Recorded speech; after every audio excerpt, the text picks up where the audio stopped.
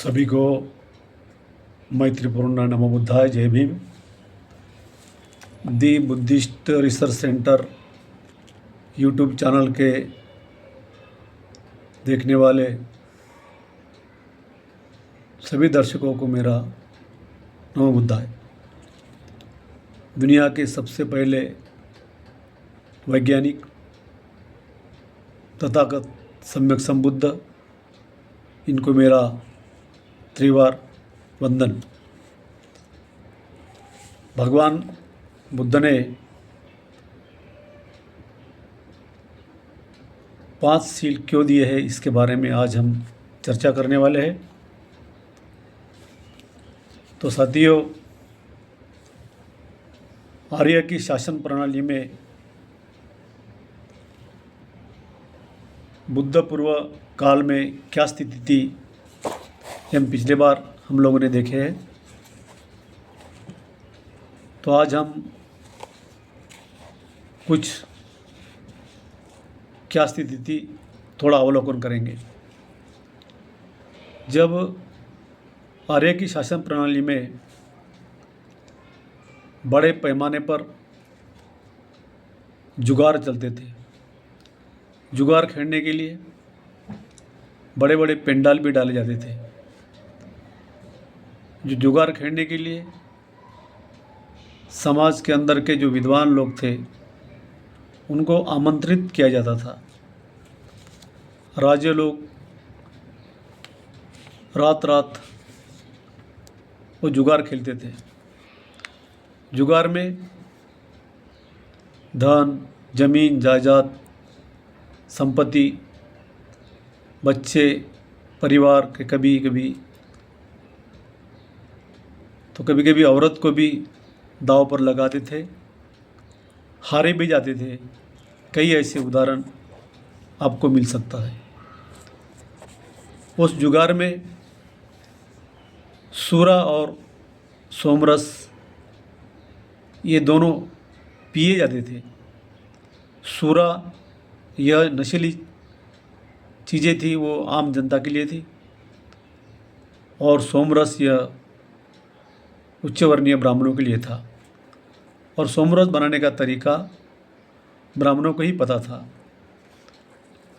तो इतना ये लोग आदी हो गए थे कि उस ज़माने में ब्राह्मणों की स्त्रियां, उच्च वर्ग की स्त्रियां भी सोमरस और सूरा भी बड़े पैमाने पे पीते थे। उस वक़्त नाच, गाने, तमाशे और स्त्री लंपट सर्रास उस समय चलता था। इससे लाचार बने थे लोग, बर्बाद हो रहे थे, गलत आदतें लगी थी। इसलिए भगवान बुद्ध ने यह सब चीज़ों का अवलोकन किया और उनको लगा कि हम उसको निर्बंध डालेंगे तो अगर उस सीलों का अगर निर्बंध डालेंगे और इस प्रकार अगर चलेंगे तो समाज में बदलाव हो सकता है और अच्छा जीवन भी जी सकता है। इसलिए भगवान बुद्ध ने लोगों को 5 सील दिया है। 5 सील यह आदमी का अच्छाई और बुराई मापने का यह मापदंड है। जैसे पहला यह है, पानातिपाता वीरमणि सिक्कापदम समाधियानि, यानी मैं हत्या नहीं करूँगा। दूसरा है अदीन्न दाना वीरमणि सिक्कापदम समाधियानि, यानी मैं चोरी नहीं करूँगा। तीसरा है कामे सुमिच्चाचारा वीरमणि सिक्कापदम समाधियानि, यानी मैं व्यभिचार नहीं करूँगा, परस्त्री गमन नहीं करूँगा। चौथा है मूसावादा वीरमणि सिक्कापदम समाधियानि, मैं झूठ नहीं बोलूँगा। और पांचवा है सूरा मेरे मच्च प्रमाद ठाना वीरमणि सिक्कापदम समाधियानि। ये पांचवा जो शील है ये बहुत ही महत्वपूर्ण है और बहुत वो आदमी को यह पीने से क्या होता है और न पीने से क्या होता है, ये उसी के अंदर छुपा हुआ है। जो आदमी जो इसकी आदत लगी, शराब की आदत लगी, तो वो ऊपर के जो 4 जो सील है अपने आप वो कोलैप्स हो जाते हैं। वो हत्या भी करेगा, चोरी भी करेगा, व्यभिचार, स्त्री लंपट, स्त्री परस्त्री से गमन करेगा और झूठ भी बोलेगा, क्योंकि दारू ऐसी नशीली चीज़ है। इसलिए भगवान बुद्ध ने ये 5 सील अपने को दिए हैं। तो उसी सील को बाबा साहब ने संविधान के अंदर अंतर्भुत किया है। जैसे अगर वो किसी का मर्डर करता है, चाकू मारता है, छुरी मारता है, उसको इंडियन पिनल कोड 511 के अनुसार IPS कलम 302 जलम ठेप की शिक्षा होती है या फांसी की सज़ा भी हो सकती है। दूसरा, अगर वो चोरी करता है तो उसको इंडियन पिनल कोड 511 के अनुसार उसको 7 साल की सज़ा हो सकती है। तीसरा है परस्त्री गमन। अगर परस्त्री से अगर वो गलत व्यवहार करता है, उसको कलम 376 के अनुसार जलम ठेप की सज़ा होती है और नहीं तो फांसी भी सज़ा हो सकती है। जैसे अगर वो झूठ बोलता है, उसको कलम 420 के अनुसार उसको 4 साल की सज़ा भी होती है। अगर शराब पी के मिलता है, उसको कलम 447, 448 के अनुसार 2 साल की सज़ा भी हो सकती है।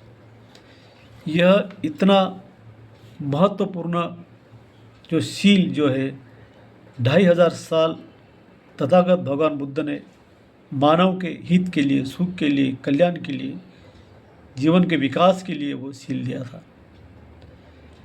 ये सील आज भी संविधान के अंदर तरतूद है।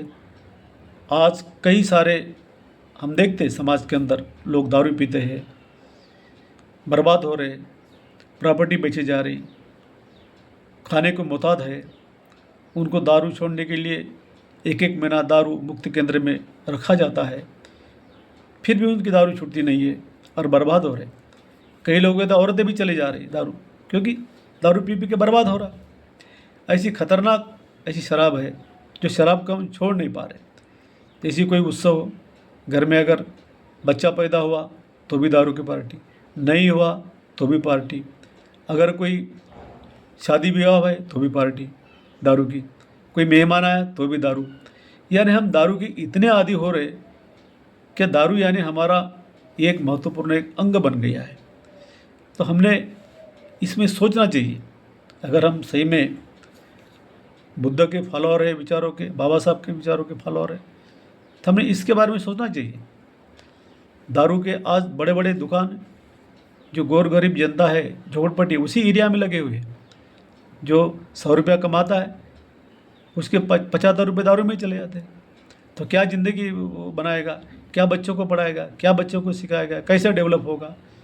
जो दारू पीने की आदतें लगी है वो पूरा घर की प्रॉपर्टी बेच डालेगा, सोना चांदी गहने सब बेच डालेगा, बच्चों को पढ़ाएगा नहीं, घर में वाद विवाद होगा, झगड़ा होगा, फसाद होगी, बच्चे के ऊपर संस्कार नहीं होंगे, बच्चे पढ़े लिखेंगे नहीं, नौकरी नहीं लगेंगी, बेकारी होंगी और बच्चे भी गलत लाइन पकड़ेगा। इसलिए ये इतना महत्वपूर्ण यह सील है। तो ये दारू ऐसी चीज़ है जो बुद्धा ने 2500 साल पहले ही इस सील को परखा था। इसलिए मैं आज के इस वीडियो में सभी देखने वाले दर्शकों को मैं कहूँगा कि आप लोग अगर सही में बुद्धिज़्म के अगर फॉलो करते हैं, बाबा साहब को फॉलो करते हैं और इतर भी लोग भी है, इस नशीली चीज़ से दूर रहना चाहिए। ये दारू, ये 5 सील कोई बौद्धों के लिए ही नहीं है। ये सृष्टि पर जितने भी मानव है, कोई भी समाज का, धर्म का, जाति का, पंथ का, सबके लिए लागू होता है ये सील। अगर सीलों से ये अलिप्त रहता है, एक अच्छा आदमी बनता है, एक अच्छा इंसान बनता है और लोग बोलेंगे अरे क्या आदमी है। देखो, दारू अगर पीने वाला अगर आदमी होगा तो बातें वो लोग बोलेंगे ज़रूर, अरे बहुत अच्छा है, पढ़ा लिखा है, सब कुछ है, लेकिन दारू से गया है बोलेंगे। कि अगर दारू नहीं पीता उसके तरह का आदमी नहीं करके। तो कितना खराब सील है, कितना लांछन लगता है उस सील दारू पीने वाले को। तो इसलिए हम लोगों ने ये दारू छोड़ना चाहिए और फास्ट सीलों का हमने इम्प्लीमेंट करना चाहिए, तभी हम एक बौद्ध के अनुयायी बाबा साहब के उन्हें कहेंगे। यही मैं आज के इस वीडियो से कहूँगा। धन्यवाद। नमो बुद्धाय। जय भीम।